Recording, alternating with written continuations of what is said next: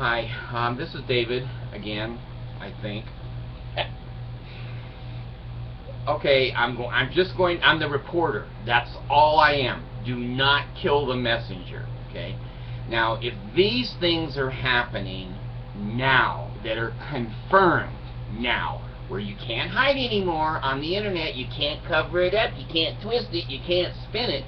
If this is going on now, imagine what will be going on if Mitt Romney becomes the president and all of his friends are exempt from getting caught like this.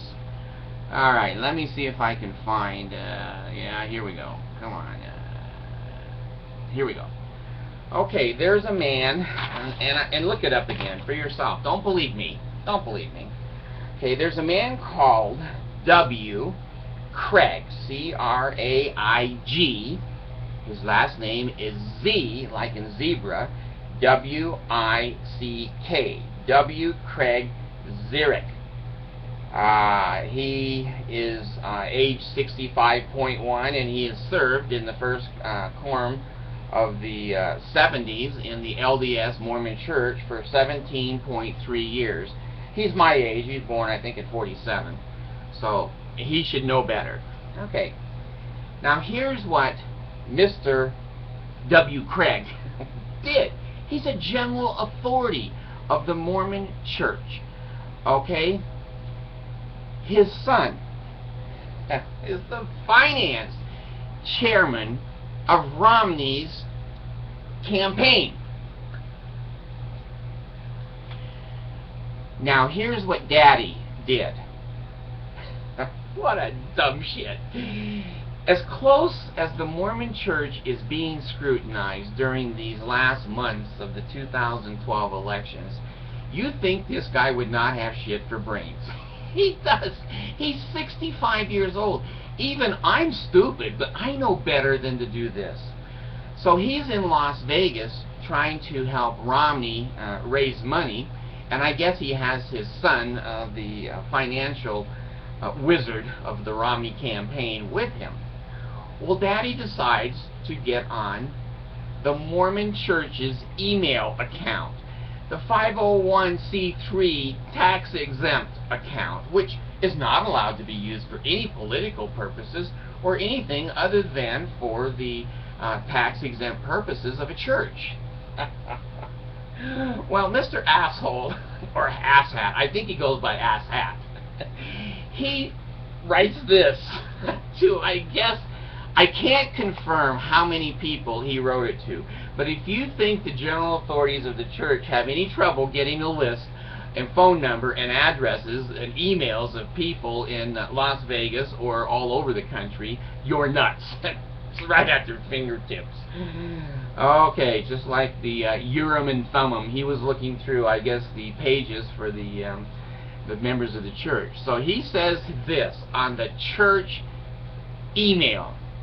Quote, I'm down in Vegas with son Spencer, who is Romney's finance chairman, helping Mitt Romney today. How much can you contribute to the Mitt Romney for President Committee today? You can only give $2,500 max for you and your wife. Let me know. Let's take back America. They don't mean take back, because the Mormons have never owned America, but they mean let's take America. If you have this kind of illegal activity, now that the internet can find it moment by moment, idiot by idiot. Now, let me tell you what Craig, the father, did for a living here in Utah. Okay? Also, the son was on the Romney committee or organization running the state of Massachusetts.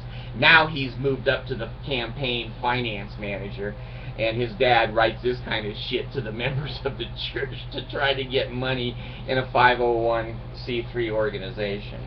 Well, let me tell you what Daddy did for a living before he became a special witness to Christ, and that he can't make any mistakes in revelation. He can reveal and talk for the church. He can do anything as an apostle. or a general authority. He's not an apostle, a general authority. Well, he owned a construction company. Now, that doesn't sound like a big deal, but when you take a look in Utah, we have some of the best roads. I'm from California. I've lived in Massachusetts. I've lived in Missouri. And the roads in Utah are pretty damn good. We get millions and millions of dollars from the federal government for construction. And we have the front runner train, high-speed train, and oh God, we got all kinds of money coming from the federal government, which the Mormons hate. They don't want money. Listen not to their words. See what they do. Well, here's what Craig did for a living. He owned a construction company. And it's amazing. This construction company built the Museum and Visitor Center on Temple Square. Oh, it was just a Mormon project. I guess they got it by competitive bid. Oh, the church history library across the street from Temple Square. He built that too.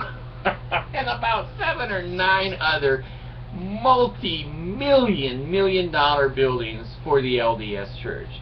Now, I'm not exaggerating here, okay? I'm just telling you what the internet says. Now, my brother Paul, he's only 4'1", but he's a big man. He was a bishop down in Orem, Utah.